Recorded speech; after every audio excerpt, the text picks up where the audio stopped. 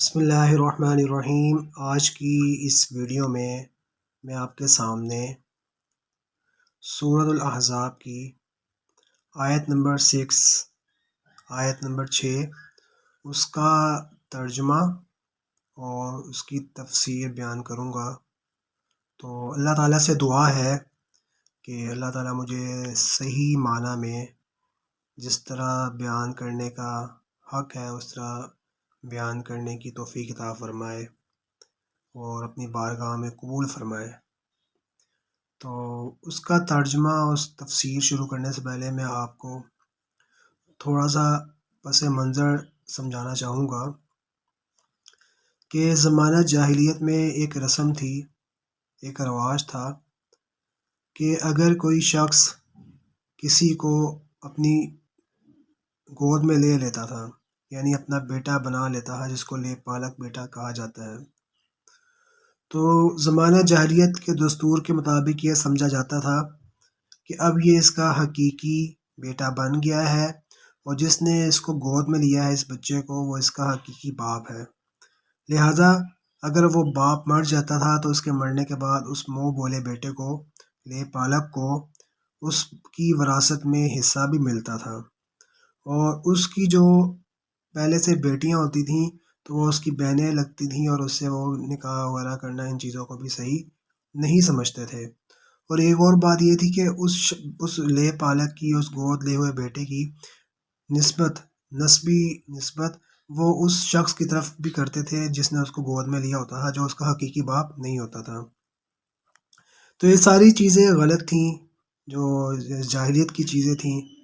اور اسلام ان چیزوں کی بالکل نفی کرتا ہے۔ تو نبی کریم صلی اللہ علیہ وسلم نے بھی ایک صحابی تھے، ان کا نام تھا حضرت زید بن حارثہ رضی اللہ عنہ۔ ان کو نبی اسلام نے گود لیا ہوا تھا۔ تو اب کچھ لوگوں نے کیا کیا، اپنے جاہلیت کے دستور اور رسم و رواج کے مطابق انہوں نے حضرت زید رضی اللہ عنہ جو حارثہ کے بیٹے تھے، ان کے نام کے اینڈ کے اندر بھی محمد لگانا شروع کر دیا، یعنی زید بن حارثہ کی جگہ ان کو زید بن محمد کہنے لگے۔ تو اللہ تعالیٰ نے اس صورت کے اندر مسلمانوں کو اس بات کی تعلیم دی ہے کہ اگر جو ہے نا کوئی لے پالک بیٹا ہو تو اس کی جو نسبت ہے اس کے اصلی باپ کی طرف ہی کرنی چاہیے، نہ کہ جس نے اس کو گود میں لیا ہے۔ لہٰذا یہ آیات اللہ تعالیٰ نے سورۃ الاحزاب کے شروع میں نازل کی اور مسلمانوں کو حکم دیا کہ اب تم نے زید بن محمد نہیں کہنا، بلکہ جو ان کا اصل باپ ہے ان کی طرف نسبت کرنی، یعنی زید بن حارثہ۔ تو اب پھر ایسا ہوا کہ زید بن حارثہ رضی اللہ عنہ جو تھے، انہوں نے ایک صحابیہ تھیں حضرت زینب بنت جہش رضی اللہ عنہ، حضرت زینب بنت جہش رضی اللہ عنہ، حضرت زید بن حارثہ رضی اللہ عنہ نے ان سے شادی کی ہوئی تھی، تو لیکن دونوں کے آپس میں بن نہیں سکی تھی، جس کی وجہ سے دونوں کے درمیان جو ہے وہ طلاق ہو گئی تھی، جدائی ہو گئی تھی۔ تو اس کے بعد نبی کریم صلی اللہ علیہ وسلم نے یہ ارادہ فرمایا کہ میں حضرت زینب بنت جہش رضی اللہ عنہ سے نکاح کروں، لیکن نبی اسلام کو خدشہ تھا کہ اگر میں نے ان سے نکاح کر لیا تو ان کے دستور کے مطابق، یعنی جاہلیت کے دستور کے مطابق جو لوگوں میں وہاں تھا، وہ اس چیز کو بہت برا سمجھتے تھے کہ لے پالک بیٹے کی بیوی سے، جس کو بہو وہ سمجھتے تھے کہ اس سے نکاح کرنا، کیونکہ وہ اس کو اصلی بیٹا شمار کرتے تھے۔ لہٰذا جب اصلی بیٹا ہوتا ہے، نسبی بیٹا ہوتا ہے، اس کی بیوی جو بہو ہوتی ہے اس سے بھی نکاح نہیں ہوتا شادی سے پہلے۔ جب اس نے شادی کر لی یا شادی کے بعد طلاق دے دی، پھر بھی اس سے سسر کا نکاح نہیں ہو سکتا۔ تو نبی اسلام کو یہ خدشہ تھا کہ اگر میں نے شادی کر لی ان سے تو لوگ میرے پر اس طرح کے اعتراضات کریں گے اور باتیں بنائیں گے، تو اس لیے نبی اسلام ذرا رکے ہوئے تھے اس چیز سے۔ لیکن حضرت زینب رضی اللہ عنہ سے نکاح کا حکم اللہ تعالیٰ نے قرآن میں نبی اسلام کو دے دیا، اور لہٰذا اللہ تعالیٰ کے حکم کی وجہ سے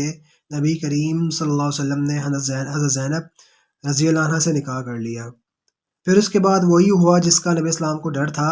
کہ لوگوں نے باتیں بنانی تھی اور لوگوں نے جو ہے نا مختلف طرح کے نبی اسلام پر اعتراضات جو کرنے تھے وہ کرنے شروع کر دیے۔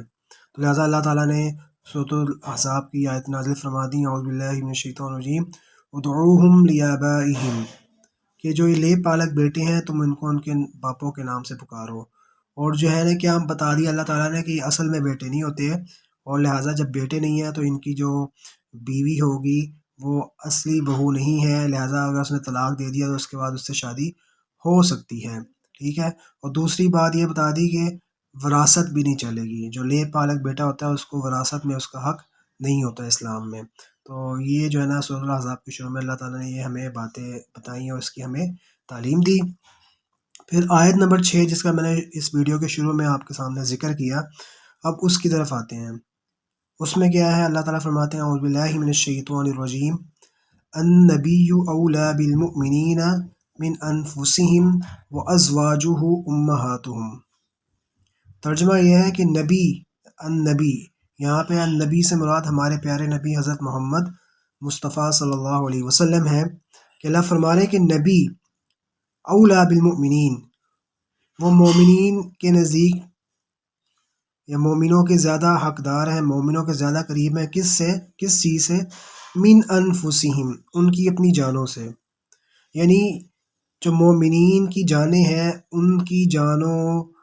سے زیادہ حق جو ہے مومنین پر ان کے پیارے نبی حضرت محمد صلی اللہ علیہ وسلم کا ہے۔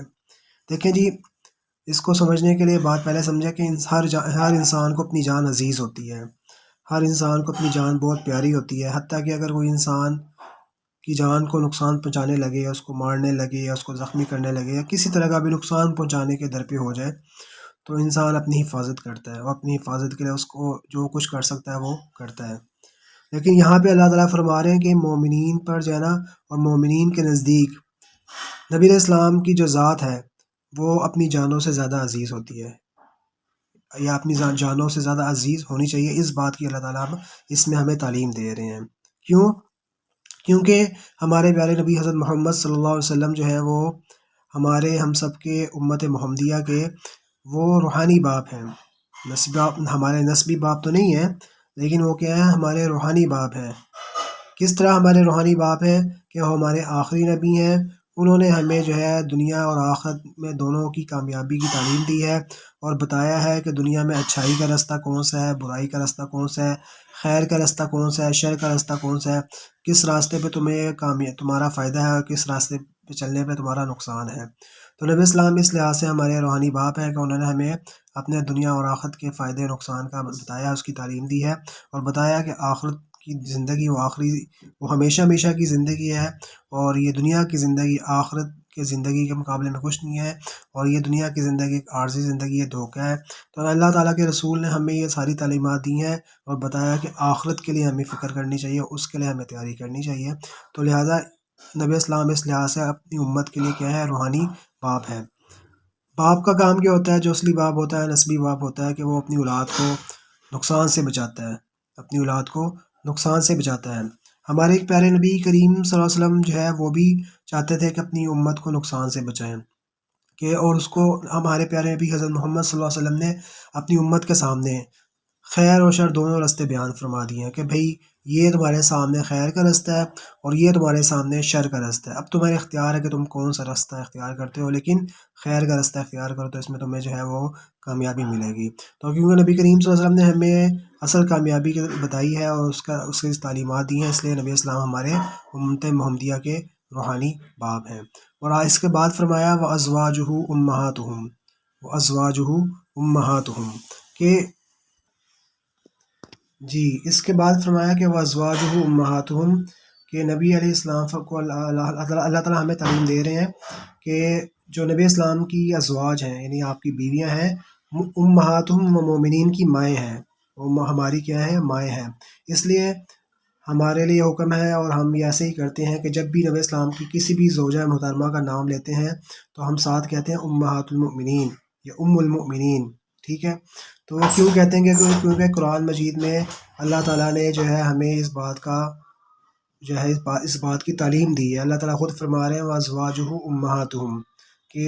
نبی کی جو بیویاں ہیں وہ مومنین کی مائیں ہیں۔ اب یہاں پہ ماؤں سے کون سی مائیں مراد ہیں؟ ایک ماں ہوتی ہے جس کے پیٹ سے ہم پیدا ہوتے ہیں، جو ہمیں ہماری پرورش کا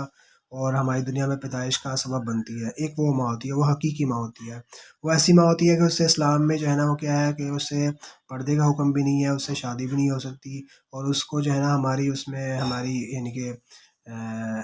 اس کی ہماری جو جائیداد ہو، مال و دولت ہو، اس کے اندر اس کی وراثت میں بھی اس کا حق ہوتا ہے، ٹھیک ہے۔ اس کی جو بیٹیاں ہوتی ہیں وہ ہماری بہنیں ہوتی ہیں، ان سے نکاح نہیں ہو سکتا، اور اس ماں سے پردہ بھی نہیں ہوتا، یہ ہوتی ہے حقیقی ماں۔ اور نبی اسلام کی جو ازواج تھیں وہ ہماری حقیقی مائیں نہیں، اس سے مراد ہے وہ ہماری روحانی مائیں ہیں، کیونکہ وہ ہماری نبی کی بیویاں ہیں، اور ان کے ذریعے سے بہت ساری تعلیمات اسلام کی ہم تک پہنچی ہیں۔ تو یعنی اللہ تعالیٰ یہاں پہ جو ازواج مطہرات ہیں ان کا مقام و مرتبہ بیان فرما رہے ہیں کہ تمہارا مقام و مرتبہ یہ ہے کہ تم ساری امت مسلمہ کے لیے روحانی ماؤں کا درجہ رکھتی ہو، روحانی ماؤں کا درجہ رکھتی ہو۔ لیکن وہ صرف روحانی مائیں ہیں، کیا مطلب کہ ایسا نہیں ہے کہ کوئی یہ کہ نبی اسلام کی ازواج کے فوت ہونے کے بعد اب ان کی جو وراثت تھی وہ جو ہے نا اس میں ساری امت مسلمہ کا حق تھا، صحیح ہے، اور یا جو ہے نبی اسلام کی جو بیٹیاں تھیں وہ جو ہے نا وہ ساری امت مسلمہ کے لیے حرام تھیں کہ ان سے کوئی نکاح نہیں کر سکتا تھا، صحیح ہے، یا نبی اسلام کی جو ازواج تھی ان کے ساتھ ان کو پردے کا حکم نہیں تھا کیونکہ وہ ساری امت مسلمہ کی مائیں تھیں، یہ ساری چیزیں نہیں ہیں، اس لیے کیونکہ وہ حقیقی ماں نہیں ہیں، ان سے اس سے مراد کیا ہے، وہ روحانی مائیں ہیں، لہٰذا ان کو پردے کا بھی حکم تھا۔ اسی صورت میں اللہ تعالیٰ فرماتے ہیں ایک جگہ پہ اعوذ باللہ من الشیطان الرجیم کہ وَإِذَا سَأَلْتُمُوهُنَّ مَتَاعًا، کہ جب تمہیں صحابہ کرام سے کسی چیز کو مانگنا پڑے تو تم کیسے مانگو ان سے، فَاسْأَلُوهُنَّ مِن وَرَاءِ حجاب، تو تم ان سے جو ہے پردے کے پیچھے سے مانگو۔ تو اللہ تعالیٰ نے خود ازواج مطہرات کو بھی کیا دیا ہے، پردے کا حکم دیا کہ تم نے کیا کرنا ہے، پردہ کرنا ہے، تو لہٰذا پتہ لگا کہ وہ ان کو بھی پردے کا حکم تھا۔ تو میں سمجھتا ہوں کہ میری بات آپ کے سامنے واضح ہو گئی کہ ہماری مائیں ہیں، لیکن کون سی مائیں ہیں ازواج مطہرات ہماری، وہ ہماری روحانی مائیں ہیں۔ اور اس کے ساتھ ایک اور بات بھی ہمیں جان لینی چاہیے اور سمجھ لینی چاہیے کہ نبی اسلام کی جو ازواج مطہرات تھیں ان کی تعداد کتنی تھی۔ تو اس بات کو جان لیجئے کہ نبی اسلام کے ازواج مطہرات کی جو تعداد تھی وہ 11 تھی، کہ نبی کریم صلی اللہ علیہ وسلم نے 11 شادیاں فرمائی تھیں۔ تو ان 11 شادیوں میں صرف حضرت عائشہ رضی اللہ عنہا جو ہے وہ ایسی بیوی تھی جو کنواری تھی، باقی جتنی ازواج تھیں وہ یا تو طلاق یافتہ تھیں یا وہ بیوہ تھیں۔ جی اچھا، ایک اور بات میں آپ کے سامنے بیان کرنا چاہتا ہوں کہ نبی کریم صلی اللہ علیہ وسلم جو ہے ان کی 11 بیویاں ہیں، یہ نبی اسلام کی خصوصیت ہے، یہ نبی اسلام کی خصوصیت ہے کہ اللہ تعالیٰ نے آپ کو چار سے زیادہ شادیاں کرنے کی اجازت دی تھی، اور باقی جو امتی ہیں ان کو اسلام میں صرف 4 تک یعنی 4 بیویاں رکھنے کی اجازت ہے، 4 سے اوپر شادیاں کرنے کی اجازت نہیں ہے۔ اور یہ 4 تک بھی جو اللہ تعالیٰ نے مردوں کو دی ہے اجازت، وہ اس لیے دی تھی کیونکہ زمانہ جاہلیت میں ایسا ہوتا تھا کہ وہ لوگ جو تھے وہ سینکڑوں سینکڑوں شادیاں کرتے تھے، صحیح ہے، یعنی کوئی فکس تعداد نہیں تھی، کوئی حد متعین نہیں تھی کہ تم اتنی شادیاں کرو اتنی نہ کرو، تو اس لیے اللہ تعالیٰ نے اسلام میں حد متعین کر دی کہ صرف 4 تک کر سکتے ہو، 4 سے اوپر نہیں کر سکتے، ٹھیک ہے جی۔ تو نبی کریم صلی اللہ علیہ وسلم کی جتنی بھی اولاد تھی وہ ساری کی ساری حضرت خدیجہ رضی اللہ عنہا سے تھی، جو نبی اسلام کی سب سے پہلی بیوی تھیں، اور نبی اسلام نے جب تک وہ زندہ رہی تو نبی اسلام نے ان کی حیات تک جو ہے کوئی اور شادی نہیں کی تھی، ان کی حیات کے بعد ہی، ان کی وفات کے بعد ہی جتنی شادیاں ہیں وہ نبی اسلام نے ان کی وفات کے بعد کی ہیں، اور سوائے ایک بیٹے کے وہ حضرت ماریہ، ایک بیٹے یعنی ساری اولاد حضرت خدیجہ سے تھی، اور سوائے ایک بیٹے کے وہ جو تھے حضرت ماریہ قبطیہ رضی اللہ عنہا سے تھے، جو نبی اسلام کی کیا تھی، باندھی تھیں۔ تو یہاں تک پہلی آیت کا جو ہے اس کا ترجمہ، مفہوم اور تفسیر ہو گئی ہے۔ اب اگلی اس پہ ہم چلتے ہیں آیت پہ، وہ یہ ہے وَأُولُو الْأَرْحَامِ بَعْضُهُمْ أَوْلَىٰ بِبَعْضٍ فِي كِتَابِ اللَّهِ مِنَ الْمُؤْمِنِينَ وَالْمُهَاجِرِينَ إِلَّا أَن تَفْعَلُوا إِلَىٰ أَوْلِيَائِكُمْ مَعْرُوفًا كَانَ ذَلِكَ فِي الْكِتَابِ مَسْطُورًا۔ تو اس آیت کا ترجمہ کرنے سے پہلے اس کا جو ہے نا پس منظر میں آپ کو سمجھا دوں کہ نبی کریم صلی اللہ علیہ وسلم و صحابہ کرام نے جب مکہ سے مدینہ منورہ میں ہجرت کی تھی تو اس وقت مسلمانوں کی حالت کوئی اچھی نہیں تھی۔ نبی اسلام کے ساتھ جو صحابہ کرام ہجرت کر کے مدینہ میں آئے تھے تو ان کی مالی حالت کوئی اچھی نہیں تھی، کیونکہ وہ اپنا مال و دولت سارا وہاں چھوڑ آئے تھے، اور ایک نئے شہر، نئے ملک میں آ کے بسے تھے، تو بہت کمزوری تھی مالی لحاظ سے۔ تو لہٰذا نبی اسلام نے ان حالات کے پیش نظر وقتی طور پہ مہاجرین اور انصار میں مواخات کا رشتہ قائم فرما دیا تھا۔ مواخات جس کو ہم بھائی چارہ کہتے ہیں، کہ نبی اسلام نے ایک ایک مہاجر کو ایک ایک انصاری کا بھائی بنا دیا تھا، اور وہ اس طرح کا بھائی ہوتا ہے کہ اگر وہ انصاری بھائی فوت ہو جاتا تو اس کو اس کی وراثت میں سے بھی اس کو بھی حصہ ملتا تھا، اور انصاری بھائی جو ہے نا وہ جو کام کرتا تھا، جو جتنا کماتا تھا تو وہ اس میں سے اپنے مہاجر بھائی کو بھی دیتا تھا۔ وہ اس طرح کا اللہ تعالیٰ کے رسول نے رشتہ قائم کیا تھا مہاجرین اور انصار کے درمیان میں، لیکن یہ ایک وقتی ضرورت کی وجہ سے تھا۔ پھر کچھ عرصے میں ایسا ہوا کہ وہ جو مہاجرین تھے، جو مسلمان تھے ہو کے آئے تھے مکہ سے، ان کے جو رشتہ دار تھے وہ بھی مسلمان ہو کے مدینہ میں آ گئے، تو لہٰذا جب وہ مدینہ میں آ گئے تو وہ آپس میں ایک دوسرے کی ہیلپ کر سکتے تھے، مدد کر سکتے تھے، اور ان کا یعنی کہ وارث بھی تھے وہ آپس میں ایک دوسرے کے، تو لہٰذا پھر اللہ تعالیٰ کے رسول نے وہ جو مواخات کا رشتہ قائم کیا تھا پہلے انصار و مہاجرین کے درمیان وقتی طور پہ، وقتی ضرورت کی وجہ سے، تو وہ اللہ کے رسول نے پھر وہ رشتہ ختم کیا۔ لہذا اس کے ختم ہونے کے بعد پھر ایسا نہیں ہوتا ہے کہ انصار مہاجرین میں آپس میں جو ہے نا کیا ہو، وراثت والا مسئلہ بھی جو ہے چلے۔ لہٰذا اس کے بعد اللہ تعالیٰ نے قیامت تک کے لیے قانون بنا دیا ہے کہ جو میراث ہے، وراثت ہے، وہ صرف رشتہ داروں میں چلے گی، اس کے علاوہ اور کسی رشتے کے اندر نہیں چلے گی۔ تو اسی بات کو اللہ تعالیٰ آگے اس آیت میں بیان فرما رہے ہیں، وَأُولُو الْأَرْحَامِ، کہ رشتہ دار بعضهم اولیٰ ببعض، کہ وہ آپس میں ایک دوسرے کے زیادہ حقدار ہیں، فی کتاب اللہ، اللہ تعالیٰ کی کتاب کے مطابق، من المؤمنین والمہاجرین، یہاں مؤمنین سے مراد انصار ہیں کہ وہ مومنین میں سے ہوں یا مہاجرین میں سے ہوں، اللہ مگر یہ کہ ان تفعلوا، تم کرو، الی اولیائکم، اپنے دوستوں کے ساتھ، معروفہ کوئی نیکی۔ اس سے مراد مفسرین لکھتے ہیں کہ وصیت ہے، کہ وصیت کرنے کی، لیکن اللہ تعالیٰ نے ہمیں اجازت دی ہے کہ اگر کوئی شخص چاہتا ہے کہ اپنے رشتہ دار کے علاوہ کسی اور شخص کو، چاہے وہ دوست ہو یا جو بھی ہو، اس کو اپنا وصیت کچھ مال دے کے جائے تو وہ اس کے لیے وصیت کر سکتا ہے، لیکن کتنی کر سکتا ہے؟ اس کی حد متعین ہے کہ ثلث مال، یعنی مال کا جو تہائی حصہ ہے تو اس تک جو ہے اتنی وہ وصیت کر سکتا ہے، اس سے زیادہ نہیں کر سکتا۔ اس کی مثال ایسے سمجھیں کہ اگر کسی کے پاس جو ہے نا